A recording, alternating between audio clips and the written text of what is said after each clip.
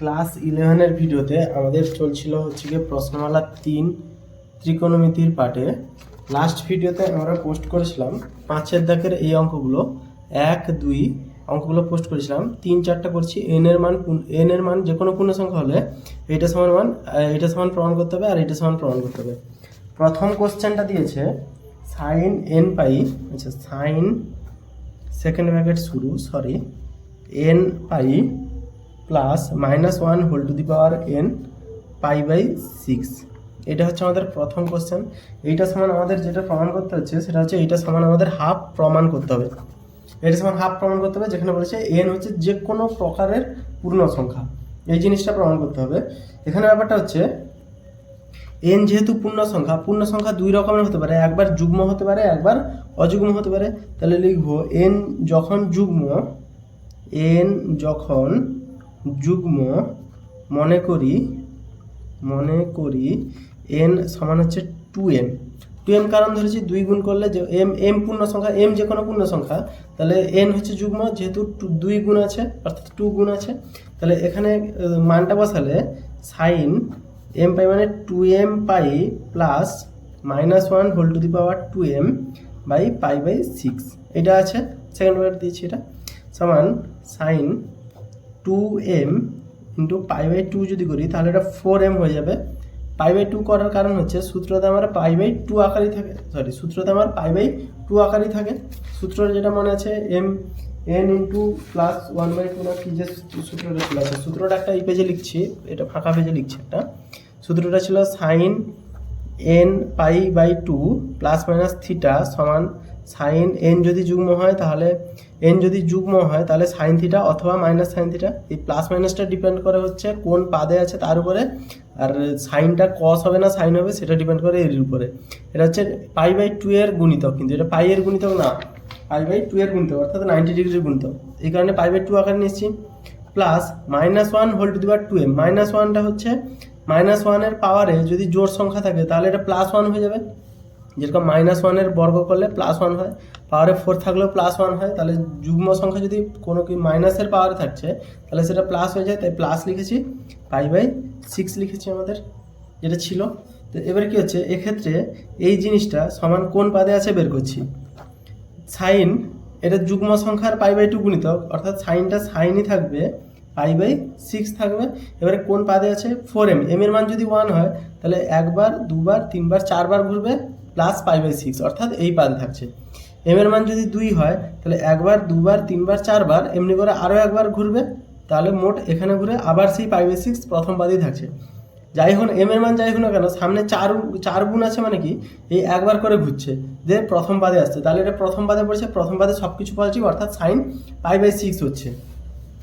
n এর মান হচ্ছে π/6, আচ্ছা সাইন π/6 মানে কত, সাইন 180 1/2, সাইন π/6 এর মান 1/2, সাইন 30 ডিগ্রি মান। এটা হচ্ছে 1/2 বেরোলো কখন, n যখন যুগ্ম হচ্ছে, কিন্তু আমাদের বলেছে কি 1/2 বের করতে যখন যুগ্ম অযুগ্ম দুটো দিতে। আমার প্রমাণ হয়ে গেল n যখন যুগ্ম 1/2 প্রমাণিত যখন n যুগ্ম, লিখে দিলাম। নেক্সট যখন n অযুগ্ম হবে সেক্ষেত্রে যদি আমরা প্রমাণ করতে যাই, এখানে লিখছি মনে করি n অযুগ্ম, আচ্ছা n যখন অযুগ্ম মনে করি n সমান 2m প্লাস 1, 2m মানে অর্থাৎ 2mটা যদি ধরি এটা হচ্ছে পুরোটাই জোড় সংখ্যা, প্লাস 1 যদি ধরি তাহলে জোড়টা থেকে 1 যোগ করে দিলে বিজোড় হয়ে গেল, তাহলে n সমান 2m প্লাস 1, 1 যোগ করে দিয়ে আমাদের বিজোড় সংখ্যা হয়ে গেল। আমাদের অযুগ্ম বলেছি তাই nটাকে এটা ধরেছি। এটাকে কী করবো, সাইন মানটা বসাচ্ছি, তাহলে sine n pi plus -1 whole to the power n π/6 আমাদের এইটা ছিল, সমান লিখতে পারি সাইন n পাই মানে কত আমাদের 2m plus 1 into pi plus -1 whole to the power 2m plus 1 π/6।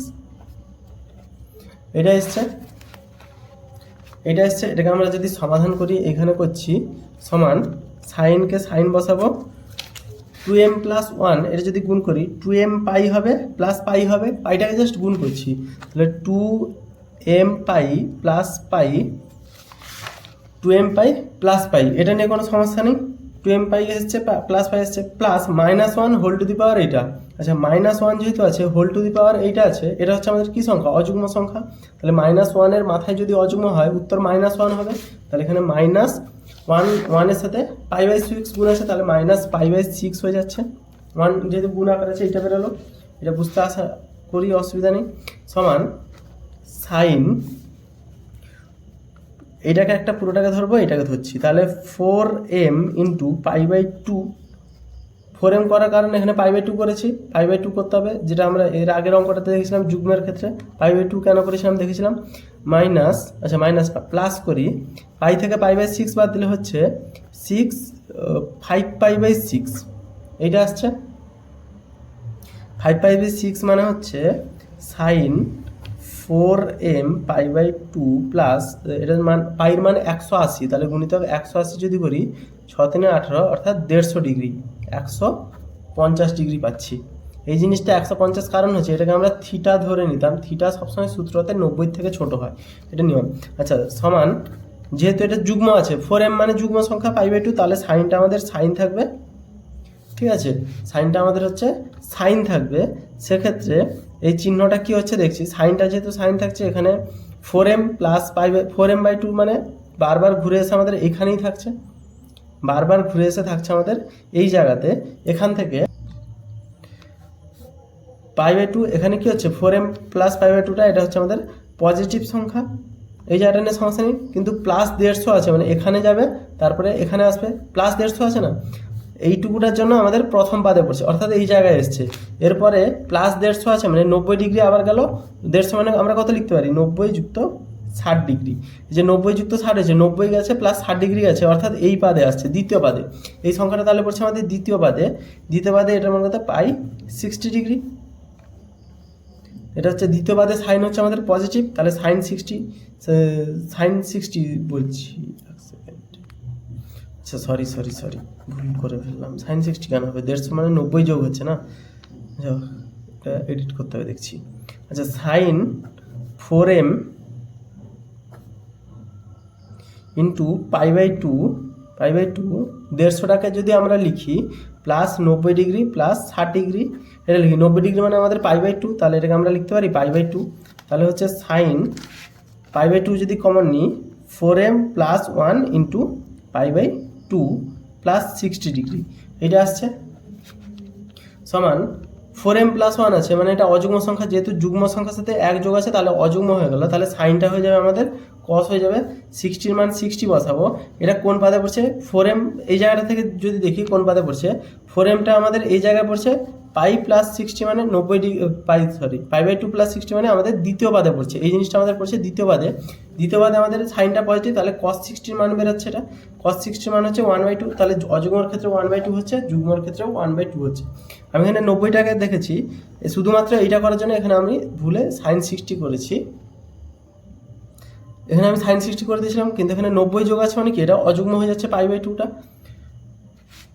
অঙ্কটা বুঝতে অসুবিধা নেই আশা করি।